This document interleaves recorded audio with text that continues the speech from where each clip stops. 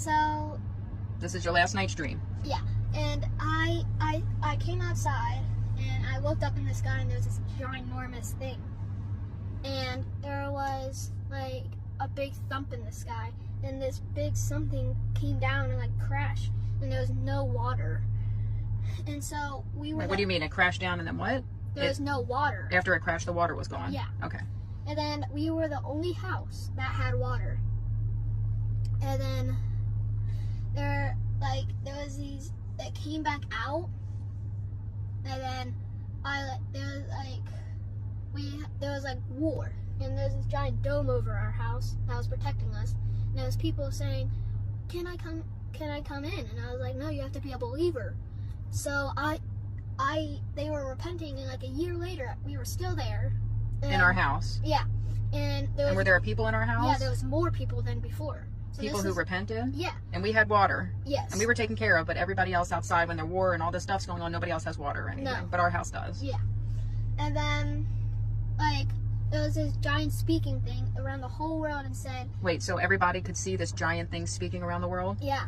Okay. And it said, you have to believe in me or you will die.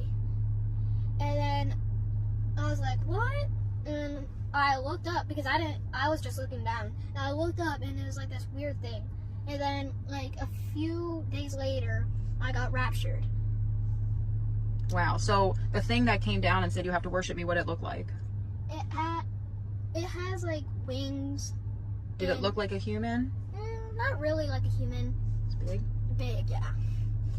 And we got raptured, of course. And then the blink of an eye, I was in heaven. And then what happened? And then there was this ginormous house, and like everybody had a room. I didn't have my name on earth.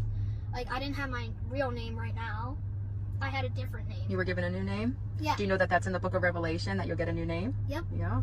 And then it was so beautiful there. Like you could sit next to a lion, it wouldn't attack. Like you could pet the lion, you can pet a king cobra, you could just do anything. And there's like no sleep, no anything. And you can run for hours and hours and you won't get tired. Did you see anybody you knew up there? I saw a lot of people I knew. And then like the fruit there is really good. And then I woke up. Wow.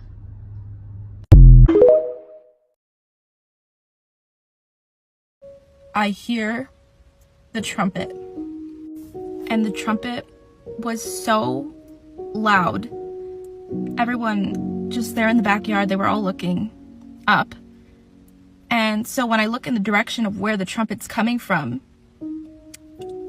I see Jesus in the sky, in like the clouds, and it was like the most beautiful thing I've ever seen. There was souls rising up to where he was, and I start screaming, like the rapture's here, and then I start to get pulled up into the sky, and I see that my family isn't getting pulled up, and I just start screaming, specifically to one person, but I start screaming to them, please don't get the mark of the beast. And I just kept getting pulled up into the sky, and eventually I don't see my family anymore. And when I get pulled up into the sky,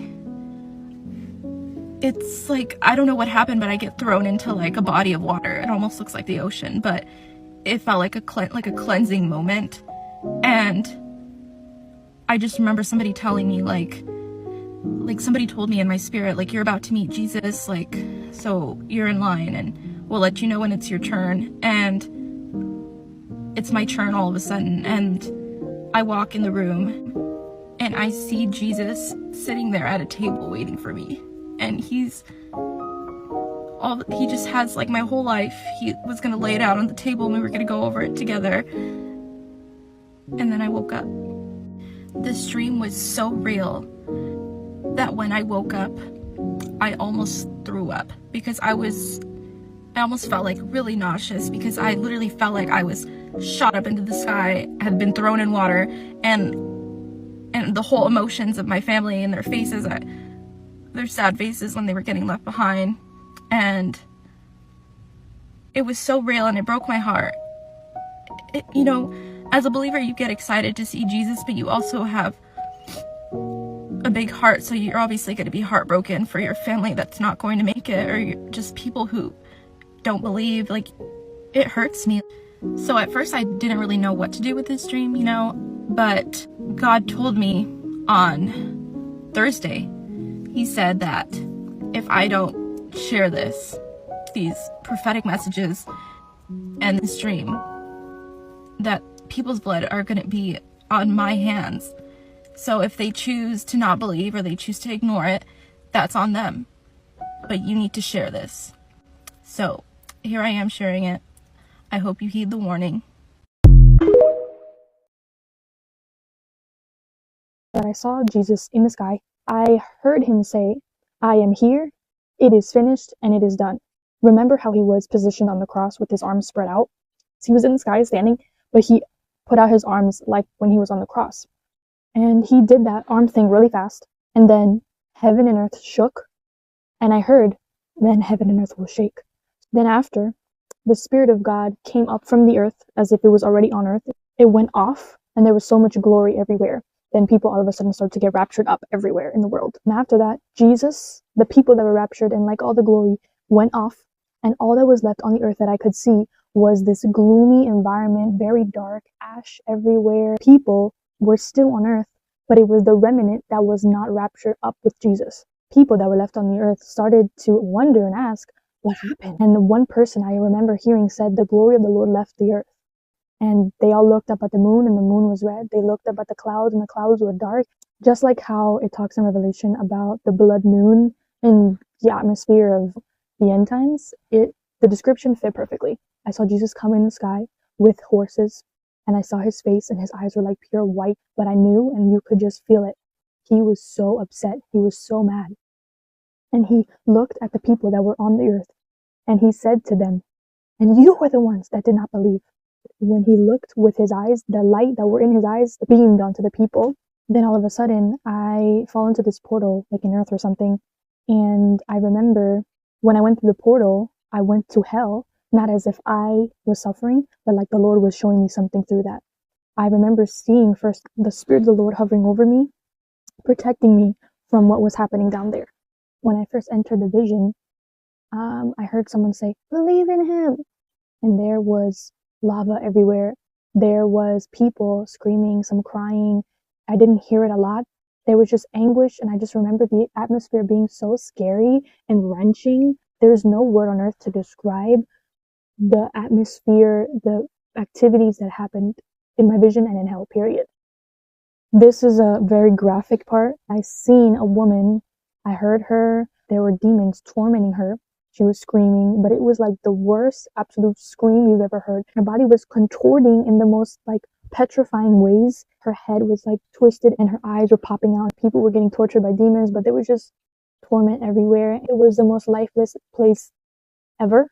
What we think lifeless means on earth is nowhere in no way similar to hell. Then God took me out of hell. I remember him coming to me and comforting me, and he put his hand on my head and said, "But you are my child." And then I heard the Lord say to me, "Wake people up, that there will be a great revival, and that the Lord will pour out his Spirit upon people." And God said to be caught in that rather than the great deception, and that I need to do my part, and he will do his part. And that's where the vision all ended. If you do not know Jesus, he loves you and he died for you. Everyone has heard that portion, and I always knew that. But there was a time in my life where God showed me there's more than that, and he revealed to me all that he's doing now. And so I just want to encourage you. Jesus cares about you, and he loves you, and he has a relationship for you. The truth is, telling you you're going to go to hell will not bring you closer to God. Telling you that grace is here and that truth is here, God welcomes people who are humble. That will bring you to a place where you can say, God is good, because he is good. And God is giving us chances after chances to open our eyes to this, to saving people from bondage, from trauma, from sadness and brokenness. God is going to bring a great multitude of people to him to reveal that actually God does give peace. You can walk in life without anxiety. You can walk in life with purpose and direction, because everyone that watches this video has a purpose, and God has a plan for you better than any direction you could have made for your own life.